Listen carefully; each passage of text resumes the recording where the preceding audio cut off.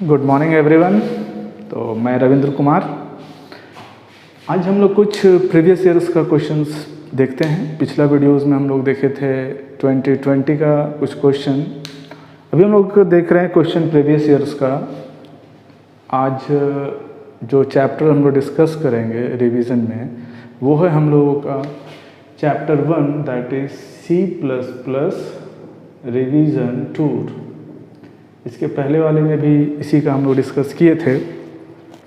Revision tour में हम लोग वो सब सारे चीज़ों को रिवाइज किए थे जो हम लोग 11th में पढ़े थे। तो 11th में जो हम लोग पढ़ चुके हैं वेरिएबल्स, आइडेंटिफायर्स, लिटरल्स, फंक्शंस, ये सब को फिर से यहाँ पढ़ना था। अब किस तरह का क्वेश्चन पूछता है एनुअल एग्ज़ाम में वो हम लोग देख रहे हैं। तो 2019 में ये 2 मार्क्स का है। इधर These all are of 2 marks। तो 2 मार्क्स का पहला सवाल है What is the difference between character and string in C++?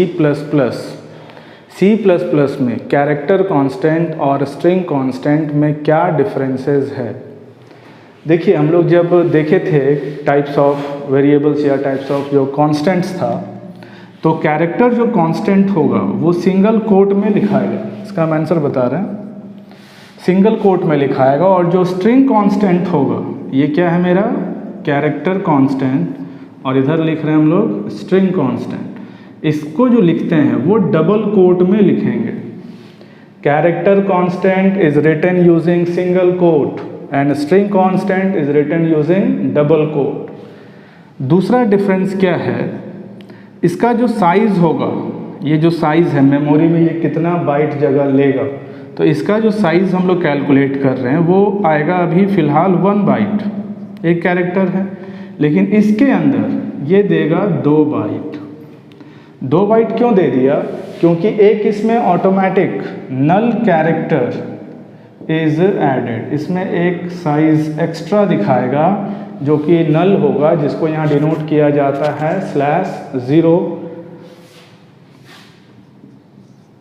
इसमें जो कैरेक्टर का जो साइज़ होता है ये मैक्सिमम एक कैरेक्टर को स्टोर करेगा। लेकिन जब हम मल्टीपल कैरेक्टर्स को स्टोर करना चाहेंगे मेमोरी में, तब क्या यूज़ करना होगा हम लोगों को स्ट्रिंग कांस्टेंट। तो ये 2 मार्क्स का है, कोई बहुत ज़्यादा आपको लंबा चौड़ा लिखने की ज़रूरत नहीं है इसमें। दूसरा सवाल देखते हैं, ये था differentiate between variable and identifier. याद कीजिए टोकन्स 5 तरह का था मेरा। Smallest individual unit is known as token. 5 तरह का था। कौन कौन सा मेरा, कीवर्ड्स, आइडेंटिफायर्स, लिटरल्स, पंक्चुएटर्स, ये सब मेरा था कीवर्ड्स, टोकन्स। वेरिएबल्स किसको कहा जा रहा है, व्हाट इज अ वेरिएबल, और दूसरा है अंतर आइडेंटिफायर। तो वेरिएबल क्या है, तो कह सकते हैं it is a named memory location whose values changes during program execution। देखिए कोई जो वेरिएबल है, हम लोग प्रोग्राम में जितना चाहें उतना वेरिएबल डिक्लेयर कर सकते हैं, जैसा चाहें। इंटीजर चाहिए, कैरेक्टर चाहिए, फ्लोट चाहिए, डबल चाहिए, जैसा आपका रिक्वायरमेंट है वैसा कीजिए। वेरिएबल बनता कैसे वो भी हम लोग सीखे थे। हर वेरिएबल का एक डेटा टाइप होता है, फिर हर वेरिएबल का एक नाम होता है। अब यहाँ ये जो हम लिखे हैं इंट ए बी सी, ये क्या कर रहा है आपके लिए कि ये 3 वेरिएबल क्रिएट कर रहा है, और जिसका नाम क्या है ए, बी और सी। आप चाहें तो 4, 5, 6, 7 जितना चाहें उतना बना सकते हैं, और सब कैसा बन जा रहा है मेरा इंटीजर। तो इंट जो था वो मेरा कीवर्ड था। ऐसा नहीं कि यहाँ पे सर नंबर लिख देंगे तो क्या होगा। देखिए नंबर कोई डेटा टाइप नहीं था। हम लोग डेटा टाइप भी सीखे थे, फंडामेंटल डेटा टाइप था और डिराइव्ड था, इंट था, कैर था, फ्लोट था, ये सब कुछ डेटा टाइप्स था। तो ध्यान रखिएगा ये मेरा क्या बन रहा है, वेरिएबल। आइडेंटिफायर किसको कह रहे हैं हम लोग, आइडेंटिफायर्स। आइडेंटिफायर्स जो होता है, जो हम लोग नाम दे रहे हैं, इट इज़ अ कह सकते हैं long sequence of digits, character and underscore used for naming purpose, जो हम किसी वेरिएबल का, फंक्शंस का, एरे का, क्लास का, हर चीज़ को एक नाम देते हैं और उसको क्या कहा जाता है, आइडेंटिफायर। तो आइडेंटिफायर में रह कौन कौन सा कैरेक्टर सकता है, ए से जेड, कैपिटल में, स्मॉल में 0 से 9, और एक character underscore.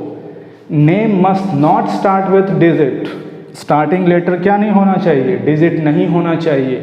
Keywords cannot be used as identifiers, keywords को हम एज ए आइडेंटिफायर्स यूज़ नहीं करेंगे। तो ये सब कुछ रिक्वायरमेंट था। बाकी इसका जो थ्योरी है वो याद कर लीजिएगा कि आइडेंटिफायर क्या है। हम तो कहते हैं सभी का सभी टोकन्स ही याद कर लीजिएगा, सभी इंपॉर्टेंट है, 2 मार्क्स के लिए रहेगा। देखते हैं कुछ आउटपुट किस तरह का क्वेश्चन देता है आउटपुट में। देखिए ये चैप्टर 1 का है, करीब करीब 12 से 13 मार्क्स का इससे आता है एनुअल एग्जाम में, और क्वेश्चन का हमसे पैटर्न बता रहे हैं कि तैयारी किस प्रकार से करना है। क्वेश्चन क्या है, evaluate the following C++ expression. देखिए ये इस तरह का एक दिया हुआ रहेगा एक्सप्रेशंस, इंटीजर टाइप का है मेरा ABC और फ्लोट टाइप का है मेरा D और F। A का वैल्यू है 5, B का वैल्यू है 6 और D का वैल्यू है 3.5। एक्सप्रेशन देखिए क्या क्या है, C equals to A plus plus minus B plus plus into minus minus D, ये पहला है। और ये दूसरा है F equals to plus plus B into B minus A plus plus. देखिए 2 मार्क्स का है, करते हैं। तो A वाले को सॉल्व करने के लिए क्या कर देते हैं हम लोग, वैल्यू पुट करते हैं A के लिए। अब यहाँ देखिए D का वैल्यू कितना यूज़ किया हुआ है, 3.5 दिया हुआ है। अब यहाँ पे देख रहे हैं कि प्री इंक्रीमेंट है। प्री इंक्रीमेंट में क्या होता है कि हम लोग वैल्यू को पहले बढ़ा लेते हैं और माइनस माइनस में क्या होगा, पहले घटा लेंगे। तो 3.5 से इसका वैल्यू हो जाएगा 2.5। यहाँ क्या था मेरा, इंटू, ये देख रहे हैं पोस्ट इंक्रीमेंट है, तो यहाँ 6 था तो वैल्यू यूज़ होगा 6। अगर ये होता प्लस प्लस B तब यूज़ करते 7। ये भी क्या है मेरा A प्लस प्लस, तो यहाँ पे भी कितना यूज़ होगा मेरा 5, A मेरा 5 था। अब ये मेरा एक्सप्रेशन बना है। अब इसमें से पहले मल्टीप्लाई का काम होगा, तो 6 इंटू 2.5 ये कितना देगा आपका 15 माइनस 5, ये हो गया माइनस 10। ये मेरा आंसर है किसका वैल्यू, C का वैल्यू। तो C जो ये होल्ड करेगा वेरिएबल वो कितना रखेगा, -10। दूसरा वाला देखते हैं। दूसरा वाला एक्सप्रेशन क्या था मेरा, दूसरा एक्सप्रेशन था दैट इज सेकेंड नंबर, जो कि था F equals to plus plus B into B minus A plus plus. ये कैसे सॉल्व होगा, देखिए यहाँ पे इंक्रीमेंट ऑपरेटर है पहले, तो ये B जो है वो 6 से कितना हो जाएगा, 7 गुने 7 माइनस A प्लस प्लस है, तो ये 5 से कितना हो जाएगा, 5 रहेगा। 7 इंटू 7 49 माइनस 5 और ये कितना देगा मेरा 44। अब यहाँ देख रहे हो ये फ्लोट है, इधर क्या देख रहे हैं, सब इंटीजर है, फ्लोट रख सकता है आराम से, तो इसका आउटपुट आएगा 44। अब देखते हैं एक लॉन्ग क्वेश्चन था इसी ईयर का 2009, ये 2 मार्क्स का था ये दोनों। अब हम लोग देखने जा रहे हैं एक नया, एक आउटपुट आया था 3 मार्क्स के लिए, उसका थोड़ा सा देख ले रहे हैं। प्रोग्राम क्या था, हेडर फाइल तो रहेगा IO स्ट्रीम, स्टार्ट करते हैं वॉइड मेन। इधर आ जाइए, एक वेरिएबल लिया हुआ है s equals to 0 CLR SCR, clear screen है, लूप चला हुआ है for int I equals to 2, I less than 15, I plus plus. अंदर आ जाइए, s equals to s plus I और यहाँ सी आउट करवाया गया है किसको किसको, slash n i slash t और यहाँ क्या है मेरा s, और ये बन, ये कब का था 2019 का है एनुअल का, और ये कितना मार्क्स का लिखना है 3 मार्क्स का आउटपुट लिखना है इसका, कि इसका स्क्रीन पे क्या मेरा आउटपुट आएगा। सॉल्व करते हैं, कैसे बनेगा उस पर थोड़ा सा ध्यान दीजिएगा। वेरिएबल पहले फोकस कीजिए, कौन कौन सा वेरिएबल है, एक s है, ये लूप देख रहे हैं कहाँ से कहाँ तक चल रहा है, 2 से लेके चल रहा है 15, मतलब 14 तक ये चलेगा, इक्वल टू नहीं है, ये एक एक करके बढ़ रहा है। प्रिंट या जो प्रोसेसिंग में क्या हो रहा है, s equals to s plus I, और प्रिंट आउट क्या क्या करवाना है, स्लैश n ये न्यू लाइन के लिए है, i वेरिएबल का वैल्यू है, स्लैश t स्पेस लेगा दैट विल बी टैब, और फिर क्या आ रहा है मेरा s।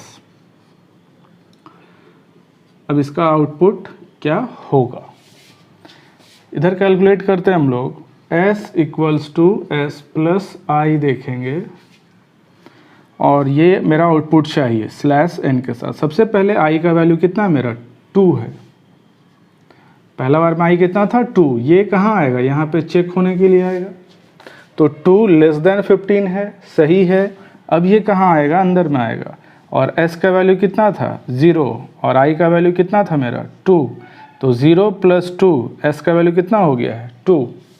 तो पहला बार जब ये प्रिंट करेगा तो क्या प्रिंट करेगा, i का वैल्यू कितना था मेरा 2 स्पेस प्रिंट करेगा, और s का वैल्यू भी कितना हो गया 2, ये था स्लैश n लाइन चेंज करेगा, ये है मेरा i का वैल्यू और ये है मेरा s का वैल्यू। अब आ जाते हैं जब सेकेंड, ये फिर कंट्रोल को भेज देगा यहाँ पे, ये i जो मेरा था 2, इस बार i कितना हो जाएगा 3, अब ये 3 आके यहाँ पे चेक होगा, तो 3 क्या छोटा है, सही है, नीचे आएगा। इस बार i मेरा कितना यूज़ होगा, इस बार जो मेरा i यूज़ हो रहा है वो है 3, तो देखते हैं i 3 लेके, इस बार जो मेरा i आया है वो आया है 3, और s का वैल्यू कितना था, s 2 था, तो 3 प्लस 2 ये कितना दे देगा 5, तो यहाँ पे i कितना था मेरा 3, और ये कितना आएगा मेरा, ये 3 और ये कितना हो गया 5।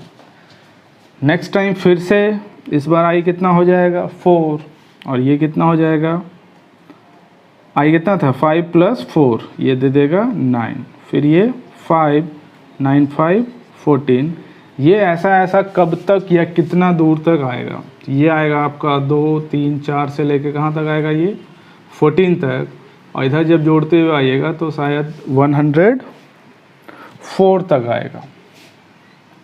ये पूरा लिखना पड़ेगा आपको, कैलकुलेशन को समझना है कि इसके अंदर क्या काम हो रहा है। तो यहाँ क्या हो रहा है, s equals to S plus I, अगर s इंटू आई होता, ये लूप कम होता, मान लीजिए ये 10 तक होता, तो ये 2 से लेके कहाँ तक चलाते आप 10 तक, अगर ये प्लस नहीं हो के यहाँ इंटू हो जाता तो फिर यहाँ कैलकुलेशन करते जाना पड़ता। तो आउटपुट ऐसा नहीं कि बहुत उटपटांग रहता है, आउटपुट ठीक ठाक आता है 2 मार्क्स के लिए।